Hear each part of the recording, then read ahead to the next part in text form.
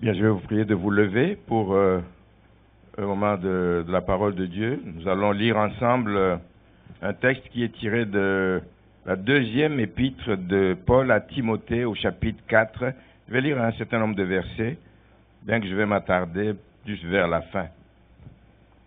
2 Timothée, chapitre 4, le verset 1er. « Je t'en conjure devant Dieu et devant Jésus-Christ, qui doit juger les vivants et les morts, et au nom de son apparition et de son royaume, prêche la parole, insiste en toute occasion, favorable ou non, reprend, censure, exhorte avec toute douceur et en instruisant. Car il viendra un temps où les hommes ne supporteront pas la saine doctrine, mais, ayant la démangeaison d'entendre des choses agréables, ils se donneront une foule de docteurs selon leurs propres désirs. Ils détourneront l'oreille de la vérité et se tourneront vers les fables. Mais toi, sois sobre en toutes choses, supporte les souffrances, fais l'œuvre d'un évangéliste. Remplis bien ton ministère, car pour moi, je sers déjà de libation, je sers déjà d'offrande, et le moment de mon départ approche. Le verset 7, j'ai combattu le bon combat, j'ai achevé la course, j'ai gardé la foi. Désormais la couronne de justice m'est réservée. Le Seigneur, le juste juge, me la donnera dans ce jour-là, et non seulement à moi, mais encore à tous ceux qui auront aimé son avènement. Amen. Amen. Père, bénis ce moment, Seigneur, que ta parole nous fasse du bien. Seigneur, tu envoies ta parole pour que non seulement elle nous guérisse, mais qu'elle nous instruise, qu'elle nous éclaire dans notre marche de tous les jours, en attendant, Seigneur, cette rencontre ultime que nous aurons face à face avec toi. Bénis ce moment au nom de Jésus. Amen. Vous pouvez vous asseoir.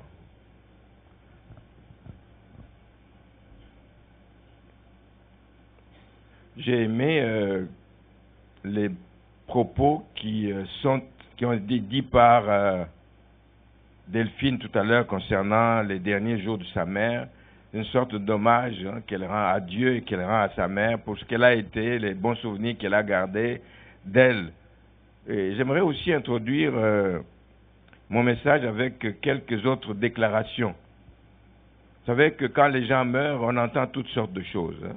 Toutes sortes de choses. Je me souviens que mon pasteur disait à l'époque, il disait aux parents, efforcez-vous de mener une bonne vie pour ne pas mettre vos enfants dans l'embarras le jour où vous allez partir, qu'ils se retrouvent là-bas sans savoir quoi dire.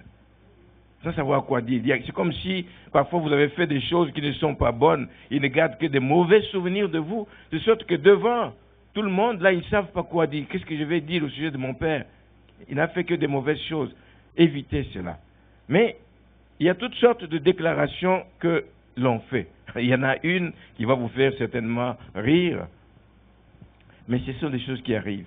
C'est une femme qui a perdu son mari et puis on lui dit, mais avez-vous un mot à dire? Avez-vous quelque chose à dire avant qu'on descende le cercueil dans la tombe? Alors sa réaction a été simple et il a été immédiate. Elle savait ce qu'elle retenait de son mari. Il dit, il savait manger le foufou. Le foufou, pour ceux qui ne savent pas, c'est une pâte à base de manioc. C'est une pâte que l'on fait. Et il dit, ah, mais ce que je retiens de lui, il savait manger. Il était expert dans la façon de manger le manioc. Parce que le manioc, la pâte de manioc, on la mange à la main. Alors, il y a une bonne façon de couper ça. Alors, il était très bon. Il était très bon. C'est quand j'ai entendu cette histoire, je dis, mais c'est terrible. C'est terrible. Devant tout le monde, ils savent. C'est comme si je disais, pour que vous compreniez, je disais, voilà, oh mon mari, il savait manger des spaghettis. Vous savez qu'il y a un art pour manger des spaghettis. C'est tout ce que vous retenez de votre mari. C'est pour ça que nous devons bien nous comporter. Amen. Durant notre vie. Laissez de bons souvenirs aux gens. Laissez de bons souvenirs aux gens. Il y a d'autres déclarations que les gens font eux-mêmes avant de mourir. Alors, il y en a un d'un homme que vous connaissez tous certainement, et qui s'appelle Alexandre le Grand, et c'est un grand conquérant, vous connaissez son histoire. Il voit sa mort venir et il commence à tirer des leçons de sa vie. Il y a des grands exploits qu'il a fait, tout et tout, mais il commence à tirer des leçons de sa vie. Il dit, mais non, moi il ne faut pas que je parte avec ces leçons, il faut que le monde sache ce que je pense de ma vie, exactement. Et il a réalisé à ce moment-là, comme Salomon l'a dit, que tout est vanité. Il a eu la gloire, il a eu l'argent, il a eu les honneurs, etc. Il a remporté des victoires. Mais il s'est rendu compte que tout ça est vanité. Et il a émis justement 3 souhaits. 3 choses qu'il aimerait que l'on dise, qui se fassent le jour de ses funérailles. Alors parmi les choses, il dit ceci. Il dit, je veux que quand je meurs, que mes médecins soient ceux qui portent mon cercueil. Je veux que mes médecins soient ceux qui portent mon cercueil parce que les gens doivent savoir que les médecins sont impuissants devant la mort. Ils sont impuissants. Ils ne peuvent pas ressusciter un mort, les médecins. Ils meurent. Alors qu'ils portent pour se rendre compte que oui, ils font du bon travail pour soulager les maux, mais quand le temps de départ est arrivé, les médecins sont impuissants devant la mort. Deuxième déclaration, deuxième souhait qu'il a émis, il dit, j'ai passé toute ma vie, il n'est pas le seul à l'avoir dit, j'ai passé toute ma vie à gagner des richesses. J'en ai plein, je pars avec mes coffres pleins, mais je ne peux ni rien emporter avec moi. Il dit, faites savoir aux gens que la richesse n'est que poussière. On court, et même au détriment des choses essentielles sur lesquelles nous devons nous appliquer et travailler dans la vie. La richesse, bien-aimée, on ne l'emporte pas, ce n'est que poussière. Elle nous échappe, même de notre vivant, elle nous échappe, elle passe entre les doigts comme ça, et puis on se retrouve en difficulté. Il y a des leçons qu'il a voulu que les gens apprennent. Il termine en disant, je souhaite que tout le monde sache que je suis venu au monde les mains vides et que j'en repartirai les mains vides. Ça, de la part de quelqu'un qui a été grand, qui a amassé, etc. Il dit, je suis venu les mains vides et réellement, je repars les mains vides. Job, là aussi, est reconnu. Il dit, nu, je suis sorti du sein de ma mère, mais nu, je retournerai dans le sein de la terre. Moi, si je m'arrête aux déclarations d'Alexandre le Grand, pour moi, ce sont des déclarations qui font réfléchir. Et c'est le but qu'il poursuivait. Ça fait réfléchir les gens. Ça fait réfléchir les gens, mais quand vous examinez ça comme il faut, vous voyez que ces déclarations ne reflètent qu'un sentiment de découragement. Il dit, après tout ce que j'ai fait, je repars les mains vides. Après tout ce que j'ai amassé, mes richesses restent et c'est les autres qui vont en profiter. C'est un sentiment de découragement, c'est plutôt un sentiment de désespoir. Comme s'il n'y avait rien après la mort. Or, nous, enfants de Dieu, nous savons que la mort n'est pas la fin de toute chose. Amen. La mort n'est qu'un passage. Amen. C'est un passage. Il y a d'autres choses qui nous attendent. C'est pour ça que nous ne travaillons pas seulement pour la vie ici-bas, mais nous travaillons, nous vivons et nous nous exerçons à nous tenir de manière à ce que la vie dans l'au-delà se passe bien, dans de bonnes conditions, que nous allions à une bonne place. Et il y a des gens dans la vie qui n'ont pas attendu longtemps avant de le réaliser, qui déjà dans leur jeunesse ont réalisé combien il est important d'investir dans sa vie et d'investir de la bonne façon. Je voudrais vous raconter une histoire sur laquelle je vais revenir tout au long de la prédication. C'est l'histoire d'un jeune Américain. C'est un témoignage vraiment intéressant d'un jeune Américain qui est mort très tôt, à l'âge de 25 ans.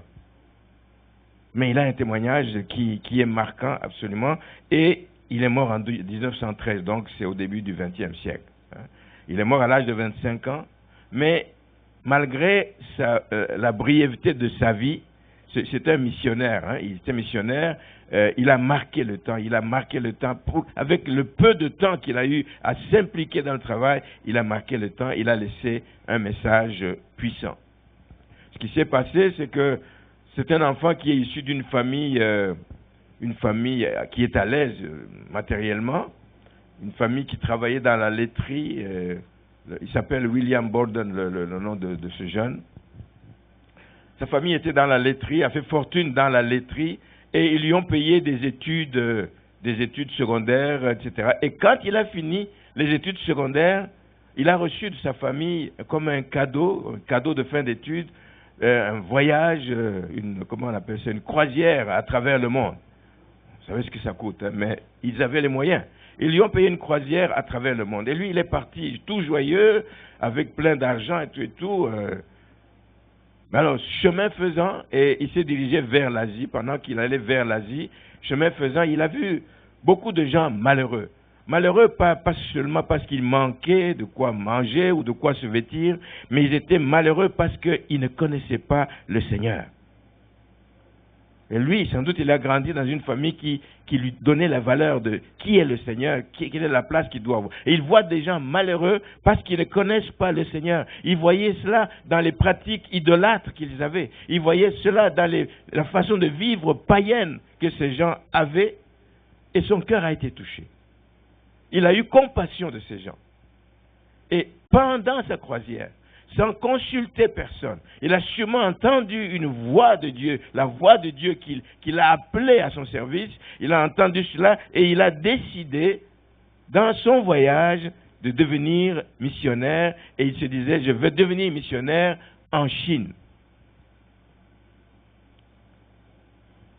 Bon, ben, pour aller dans ce domaine-là, il a dû revenir et faire ses études. Et il a même fait des études qui le préparaient donc à ce travail de missionnaire. Et il a entrepris donc la formation, ça a pris 3-4 ans, je ne sais pas, mais il a eu cette formation. Et pendant la formation, et se rappelant sans doute de tout ce qu'il a vu durant ce voyage, quand il lisait la Bible, qu'il se souvenait de quelque chose pendant sa formation, il écrivait.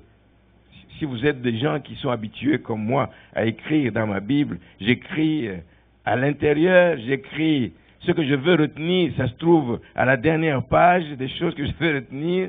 La mienne est pleine ici, parce qu'il y a beaucoup de choses dont je dois me rappeler. Et lui, il écrivait dans sa Bible, à l'endos de sa Bible.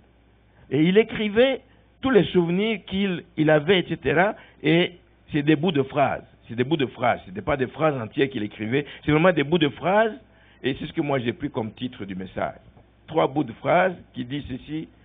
Pas de réserve, pas d'abandon et pas de regret. Un défi. Tout un défi. Pas de réserve, pas d'abandon et pas de regret. C'est un défi que je vous invite, vous aussi, à relever comme chrétien. Moi-même, je m'invite à relever ce défi comme chrétien. Et je suis d'avis, bien-aimé, que ce sont là, à mon sens, 3 conditions essentielles. 3 conditions essentielles d'une vie chrétienne qui est bien remplie, mais bien remplie au service de Dieu. Il y a des vies chrétiennes qui sont bien remplies d'activités, mais il y a des vies chrétiennes qui sont remplies des choses qui élèvent Dieu dans leur vie, qui élèvent Dieu dans la société. 3 conditions essentielles. Pas de réserve. Qu'est-ce que ça veut dire? C'est la première condition. Pas de réserve. Ça veut dire quoi? Ça veut dire que quand je m'engage, quand je fais quelque chose pour le Seigneur, je le fais bien. Je le fais avec excellence. Je le fais avec attention, avec tout mon cœur dans ce que je fais. Je ne le fais pas vaille que vaille. Je fais ce que je fais pour Dieu avec un cœur tout entier. Pas un cœur partagé. Un cœur tout entier, parce que c'est pour la gloire de Dieu. Première condition essentielle pour une vie chrétienne réussie, pour une vie chrétienne bien vécue, c'est de faire toutes choses avec un cœur tout entier pour Dieu, parce que c'est pour la gloire de Dieu. Pas de réserve. Je m'engage entièrement dans ce que je fais pour le Seigneur.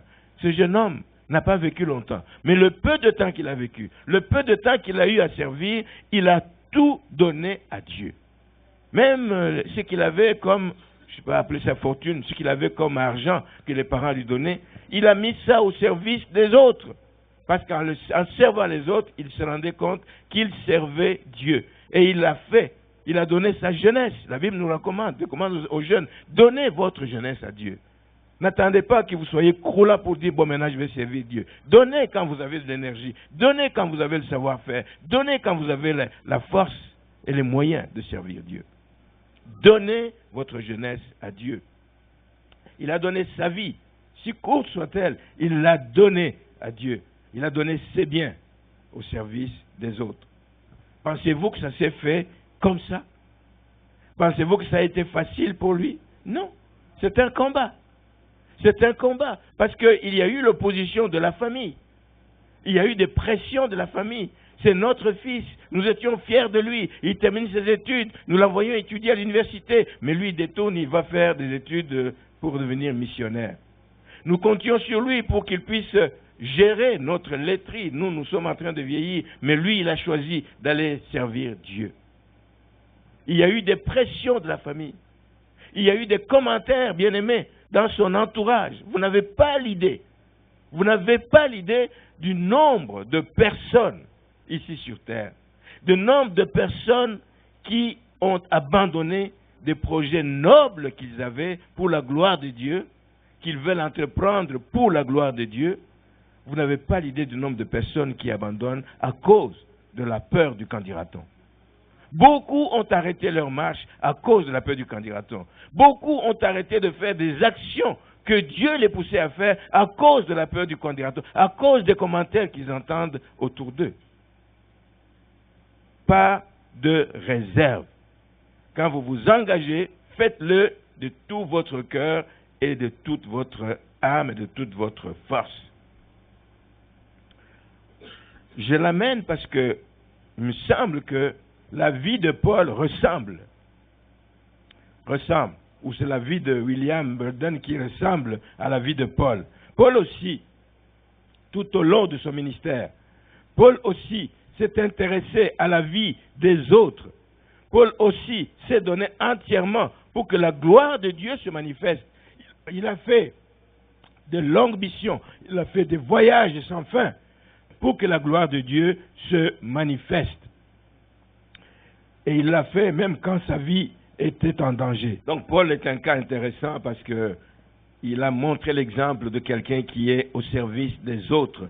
Il l'a fait même au détriment de sa vie. Il l'a fait même quand il se retrouvait en danger. Nous l'avons lu tout à l'heure dans le verset 6, Paul dit « Ma vie sert déjà de libation ». Ma vie sert déjà de libation, c'est-à-dire ma vie est une offrande. Je l'ai donnée librement. Il n'en est pas malheureux. Paul n'est pas malheureux de ce qu'il a fait dans sa vie. Il est tout heureux, etc. parce qu'il a choisi librement de servir le Seigneur. Il a choisi librement de consacrer sa vie pour que l'Évangile avance malgré les menaces, malgré tout ce qu'il a eu comme problème. Paul n'a pas eu de réserve dans le travail qu'il a fait. Il s'est donné entièrement. Et on peut comprendre pourquoi dans ses exhortations, dans les différentes épîtres, il exhorte les Romains à offrir leur corps comme un sacrifice vivant, un sacrifice saint et agréable. Il le dit parce que lui l'a fait. Il ne demande pas aux autres ce qu'il n'est pas capable de faire.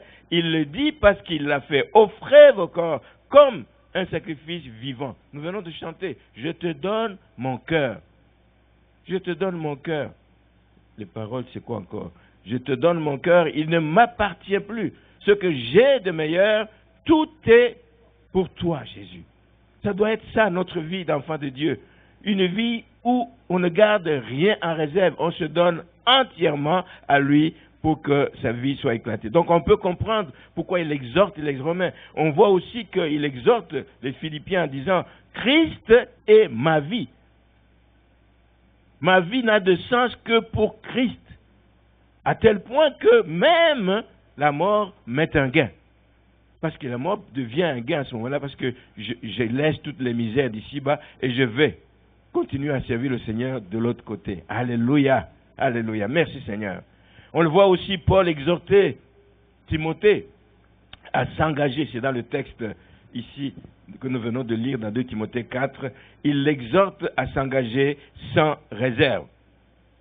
Ce qu'on voit aussi, pour parler d'un engagement sans réserve, au verset 2, il engage Timothée à prêcher la parole sans réserve.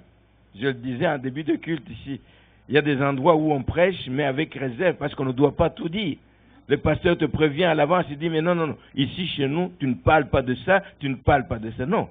Lui, Paul, exhorte Timothée à prêcher sans réserve, c'est-à-dire en toute occasion, bonne ou pas bonne. Là où on se moque de toi, là où on a tendance à te fermer les portes, prêche la parole, prêche-la entièrement et sans réserve. Reprends les gens, censure, exhorte, mais avec douceur. Amen. Fais-le, fais-le. Paul savait que les gens aiment entendre ce qui est doux à l'oreille. C'est pas nouveau, c'est depuis toujours. Les gens aiment entendre des choses agréables à l'oreille. Les gens n'aiment pas entendre ce qui peut les contrarier dans leur désir. Moi, j'aime ça, mais dans cette église, on nous dit de ne pas aimer ça. Hop. Moi, j'aime vivre comme ceci, mais dans l'église, on nous dit de vivre autre. Je n'aime pas entendre ce genre de prédication. Et vous le savez, il y a des gens, il y a des types de prédications que certaines personnes n'aiment pas entendre parce que ça vient les contrarier par rapport à leur désir, par rapport au choix de vie qu'ils ont fait. Mais est-ce que nous devons choisir ce que nous voulons faire ou nous devons choisir de vivre comme celui qui nous a créés, comme celui qui nous a appelés a décidé que nous puissions vivre? Amen.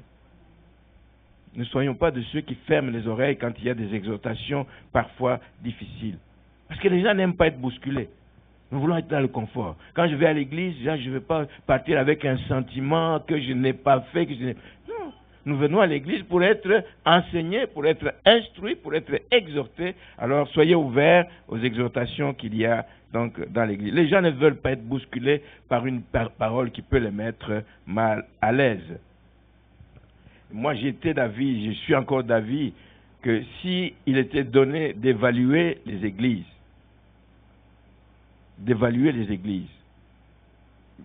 gens ont des critères différents. Moi, je vais aller dans une église, comme une dame qui nous a dit il y a quelques années, il dit, je n'aime pas aller dans les petites églises, parce que quand tu vas dans une petite église, tu es sûr que tu vas être sollicité pour faire quelque chose.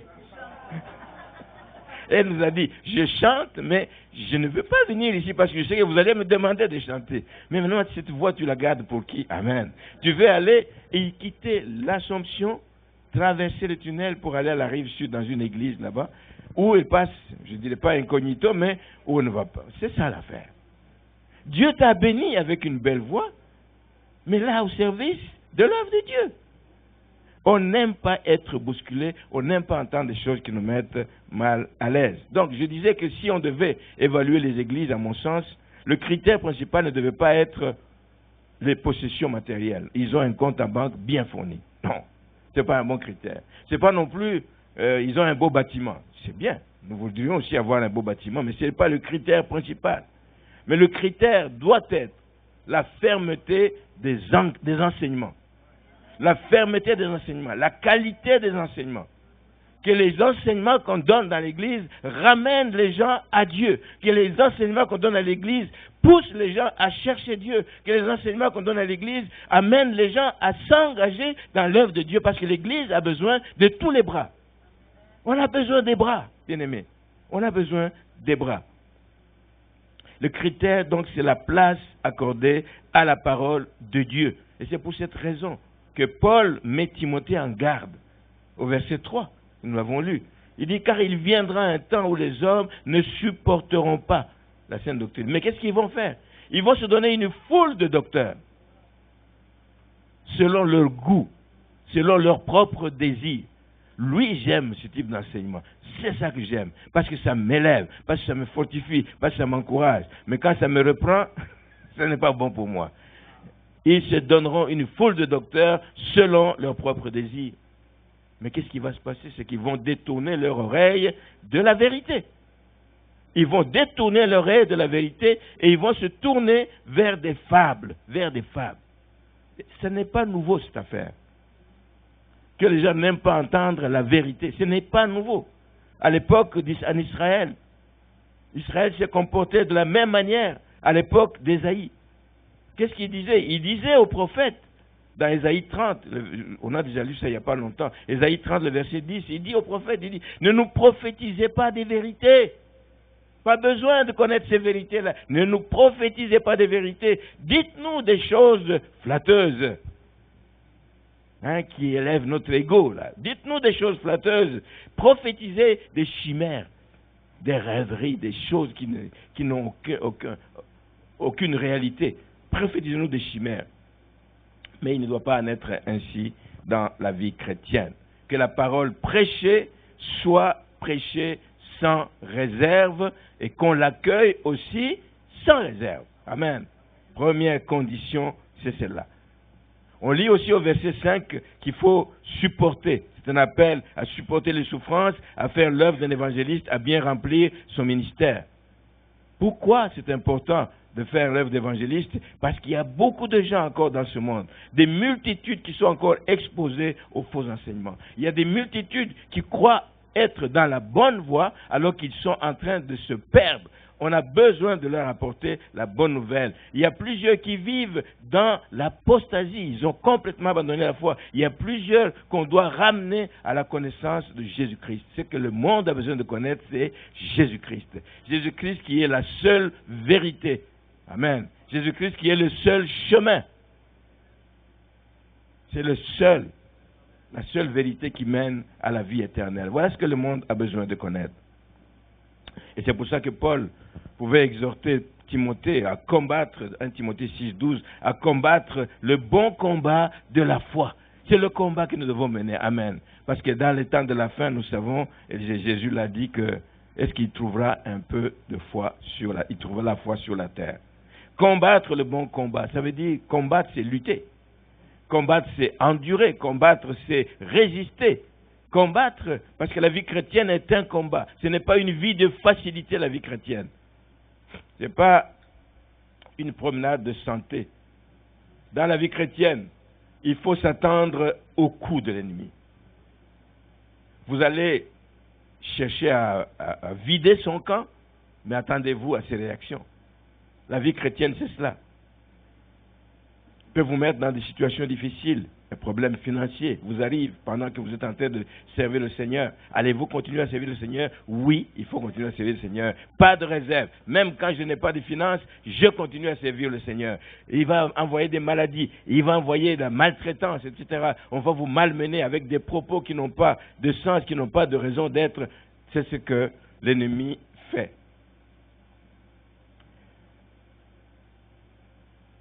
Et vous savez que comme enfants de Dieu, nous vivons également des problèmes de pression familiale. Alors pour dire tout ça que nous n'avons pas de garantie quand nous nous engageons à servir Dieu. Nous n'avons aucune garantie que nous n'allons pas avoir de problème. Aucune. Qu'est-ce que nous avons comme garantie? Parce qu'on en a quand même une. La seule garantie que nous avons comme enfants de Dieu, c'est que Dieu promet, bien-aimés, de ne jamais nous abandonner. Je suis avec vous tous les jours jusqu'à la fin des temps. Dieu promet de ne jamais nous abandonner. Dieu ne permet pas que nous soyons éprouvés au-delà de nos forces, au-delà de nos capacités. Nous avons suffisamment de capacités pour résister aux manœuvres de l'ennemi. Ces deux promesses, si vous y croyez, alors là, vous pouvez vous engager sans réserve. Mais si vous n'y croyez pas, là, vous allez avoir des doutes et vous allez avoir à chanceler chemin faisant, donc pendant votre vie chrétienne. Donc, c'est la première condition, c'est pour une vie chrétienne bien vécue, nous ne devons pas avoir de réserve, c'est servir Dieu pleinement, totalement, avec un cœur tout entier.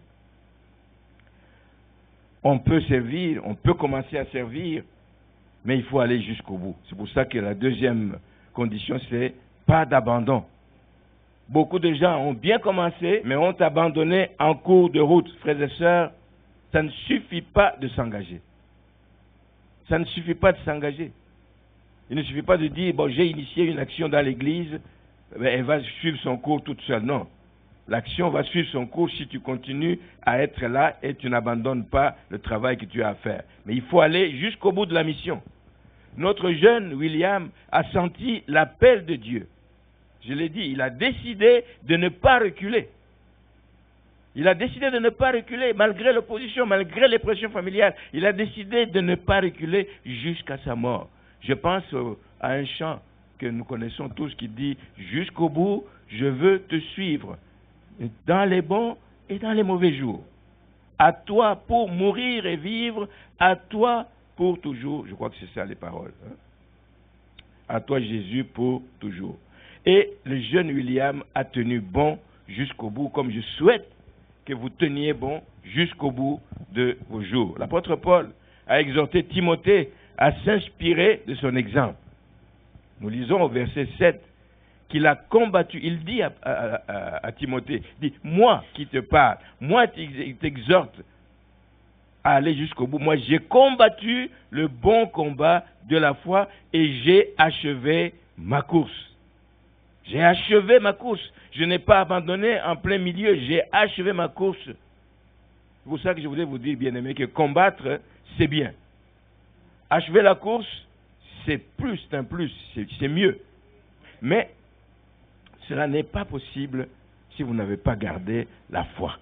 Parce que nous ne combattons pas avec nos propres forces. C'est la foi qui nous tient. C'est la foi qui est le soubassement qui nous tient, qui nous permet de résister aux manœuvres de l'ennemi. Dans Luc 18, je disais que Jésus l'a dit. Quand le Fils de l'homme viendra, trouvera-t-il la foi sur la terre? Trouvera-t-il la foi? Si Jésus l'a dit, il sait ce qu'il dit. Il sait ce qu'il dit. Et nous sommes en train de le voir. Des gens qu'on a connus, engagés, fermes, croyant vraiment à Dieu, ils commencent à tout remettre en question. Comme si il y a eu quelque chose qui s'est passé. Jésus est venu, il a enseigné un nouvel évangile. Non, il faut tenir jusqu'au bout, et il faut achever la course. Paul nous avertit dans 1 Corinthiens, verset 10-12, que nous devons nous examiner continuellement. Nous devons nous examiner continuellement parce que celui qui se croit debout prenne garde de tomber. Ça peut arriver de manière inattendue, mais qu'on prenne garde de tomber. Et moi, je dis qu'on prenne garde de se détourner de la vérité. La vérité, elle est unique. Elle est la seule. C'est Jésus-Christ. Amen. Jésus-Christ. La troisième condition pour une vie chrétienne bien vécue, une vie chrétienne bien remplie, c'est pas de regret. Et j'espère que vous êtes d'accord avec moi. À quoi ça aurait servi d'avoir servi le Seigneur? À quoi ça aura, qu'est-ce que ça t'aura apporté d'avoir servi le Seigneur? Si à la fin du parcours tu dis, j'ai perdu mon temps, j'ai perdu des années de vie, mon argent. Il y a des gens qui le regrettent, mais il ne faut même pas regretter, même quand l'argent a été détourné dans certaines églises.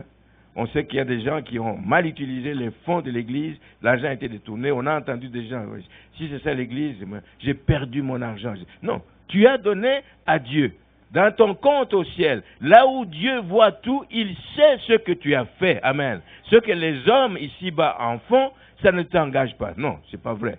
Ça t'engage un peu, c'est pour ça que nous faisons des comptes rendus. De l'argent qu'on a reçu, à quoi il a servi. Et ça devrait être partout comme ça. Ça devrait être partout comme ça. Donc, ne regrettez pas ce que vous avez donné, même si ça a été mal utilisé. Même si ça a été mal utilisé. Le regret, c'est un mauvais sentiment. Moi, j'appelle ça un sentiment négatif. C'est un sentiment négatif où tu es désolé. Tu es désolé pour quelque chose que tu as fait ou quelque chose que tu n'as pas pu réaliser. C'est ça le regret. Il ne faut pas regretter ce que tu as fait pour l'œuvre de Dieu. Amen. Ce que tu as fait est noté là-haut. Et c'est ça qui me réconforte, moi. C'est ça qui me réconforte. Il est vrai que William, notre jeune, n'a pas pu mener son projet à terme. Il n'a pas pu mener son projet à terme. Il est mort à l'âge de 25 ans. Il est mort en route, en allant vers l'Asie, en allant vers la Chine où il voulait aller s'implanter. Mais il a fait des choses en cours de route. Mais il n'est pas arrivé à son but final parce qu'il a été victime d'une maladie, une méningite cérébrale qui ne pardonne pas. Et en très peu de temps, je crois que c'était en un mois, il a été emporté par cette maladie. Alors, imaginez ce qui s'est passé et dans sa famille, et auprès des gens qui l'ont connu, et auprès des gens qui l'ont exhorté à ne pas se lancer dans cette direction. Toutes sortes de commentaires ont été faits. Il y a eu des regrets dans ce camp. Les parents ont regretté, nous avons perdu un fils parce qu'il ne nous a pas écoutés. Les amis, ils s'étaient entêtés. Les amis ont raconté toutes sortes de choses. Il y a eu des regrets. Mais sachez que dans le cœur de William, à aucun moment, il n'a eu de regrets. À aucun moment. C'est pour ça qu'il a écrit dans son carnet. Mais il a écrit, peut-être même avant que ces choses n'arrivent, il dit, mais je m'engage là-dedans et je ne veux jamais avoir de regrets pour ce que j'aurais fait pour le Seigneur. Pas de regrets. Pas de regrets. Ce que vous avez fait de bon est noté et retenez qu'il y a des récompenses qui vous attendent au ciel. Mais il n'a jamais eu de regrets. Dans son cœur, il dit, j'ai obéi à l'appel de Dieu. Et c'est la chose la plus importante. J'ai obéi à l'appel de Dieu. Je suis satisfait de ce que j'ai accompli sans aucun regret, même si c'est pour un temps très court. Dieu connaît, Dieu voit, Dieu sait le temps que vous avez eu pour agir. Dans Deutéronome chapitre 15, verset 10, il est dit que ton cœur ne donne point à regret. Ne donne point à regret. Ce n'est pas juste un don d'argent ici. Ce n'est pas juste un don d'argent. Moi, j'étends ça. Donne ta vie, donne ton temps, donne ton savoir-faire. Ne donne jamais à regret. Car à cause de cela, l'Éternel, ton Dieu, te bénira dans tous tes travaux et dans toutes tes entreprises. C'est vrai que la vie de ce jeune missionnaire a été brève. On aurait voulu, avec un tel cœur, qu'il aille faire du bien partout, en Chine et dans d'autres pays. On aurait voulu, mais Dieu en a décidé autrement. Et le monde reconnaît aussi la valeur des gens, et il ne reconnaît pas la valeur des gens sur la durée. Il y a même une expression française d'un auteur français, je crois que c'est Racine, en tout cas, qui dit que la valeur d'un homme ne dépend pas du nombre d'années, quelque chose comme ça. Je n'ai pas l'expression exacte dans mon cœur. Mais il y a ici une personne au Québec, une femme écrivaine québécoise qui est morte récemment en 2003, qui a dit ceci, que la valeur d'une personne se mesure non pas à la quantité de ses actes. Parce que si c'était à la quantité des actes, William n'a pas eu beaucoup de temps pour servir. Ça ne se mesure pas à la quantité de ses actes. Et moi j'ajoute, ça ne se mesure pas non plus au nombre d'années vécues. Tu peux avoir vécu longtemps sur la terre et avoir très peu d'actions positives, des choses qu'on peut retenir de votre vie. À part que vous avez eu de l'embonpoint, à part que vous avez eu des grosses maisons, etc., etc. La valeur d'une personne se mesure non pas à la quantité de ses actes, mais au degré d'amour et de persévérance que la personne met pour les accomplir. Ça, c'est un engagement. Ça, c'est faire des choses avec un cœur tout entier. Le degré d'amour et le degré de persévérance, c'est ça qui détermine la valeur d'une personne. Donc, dans ce que nous faisons pour l'œuvre de Dieu, dans notre vie chrétienne, tout est question d'intensité. Soyons intenses. Parce que nous ne savons pas combien d'années nous allons vivre. Charlotte est en train de dire Amen. Et elle partira d'ici avec des décisions. Amen. Je la vois, elle est en train de suivre et dit Amen. Tout est question d'intensité. Engagez-vous dès le départ. Partez sur des chapeaux de roue. Dès le départ. Vous ne savez pas combien de temps vous avez à servir. Faites-le avec intensité. Et le Seigneur va vous bénir. Et le Seigneur va se réjouir de votre vie. Et on peut affirmer avec Paul que la couronne de justice a été réservée à ce jeune homme. En très peu de temps, il a fait de grandes choses. Je vais terminer ici ce matin. Je vais apporter un message ici sur les récompenses qui nous attendent au ciel. Nous allons avoir toutes sortes de couronnes, vous vous rappelez, la couronne de justice, la couronne de paix, la couronne de joie, la couronne, etc., etc. Il y a bien des sortes de couronnes que nous allons avoir au ciel lorsque nous allons comparaître au tribunal de Christ. Mais pour que nous puissions hériter de ces couronnes, nous savons quoi faire. Nous savons quoi faire. Un, c'est que nous devons servir le Seigneur en partageant la bonne nouvelle. Ce que le monde a besoin de savoir, c'est la bonne nouvelle de Jésus-Christ. Qu'est-ce qu'il est venu faire sur terre? Les gens ont besoin de le savoir. Ils courent à la recherche de solutions à gauche et à droite, et la solution est en Jésus-Christ. Amen. Servons le Seigneur en partageant la bonne nouvelle. C'est un appel qui est lancé à tous. Tous. Il y a un qui dit beaucoup Amen. Je sais qu'il est engagé là-dedans, mais c'est nous tous, bien aimés, nous tous. Il n'y a pas un qui est plus évangéliste que d'autres. Oui, il y a des gens qui ont des dons. Il y a des gens qui ont des facilités, sans doute pour aborder les gens, pour apporter le message auprès de ceux qui ne connaissent pas le Seigneur. Mais ces gens-là, Dieu les a bénis. Dieu leur a donné ces capacités pour qu'ils puissent encadrer les autres. Mais tous ceux qui sont encadrés, tous ceux qui sont appelés, sont chargés d'évangéliser, d'annoncer la bonne nouvelle autour de nous. Et nous devons admettre que, oui, il y a des gens qui ont cette facilité, parce que c'est Dieu qui bénit, mais il les a bénis pour qu'ils puissent équiper la maison du Seigneur. Amen. Équiper. Tout à l'heure, je parlais avec Steve qui me dit qu'il devait aller à une formation. Il a déjà pris pas mal de formations d'évangélistes, mais il devait encore aller ajouter. Mais il s'est rendu compte que, écoute, c'est plus eux qui devaient donner de leur temps et qu'il y avait déjà d'autres personnes pour ça. Donc, ce que vous avez reçu, ce n'est pas pour le garder pour vous, c'est pour le mettre au service de l'œuvre de Dieu, pour le donner à d'autres personnes. Nous sommes appelés à servir avec ce que nous avons comme talent. Nous sommes appelés à servir. Vous connaissez la parabole des talents. Dieu n'a pas donné à tout le monde les mêmes talents, mais Dieu s'est réjoui quand celui qui a eu 2 en a rapporté 4, que celui qui a eu 5 en a rapporté 10. Dieu s'est réjoui autant pour l'un que pour l'autre. Nous avons reçu des talents. Donc ce qui compte dans le ministère, ce n'est pas de se comparer. Ce qui compte dans le travail que nous faisons, c'est l'obéissance à Dieu. L'obéissance à l'appel de Dieu.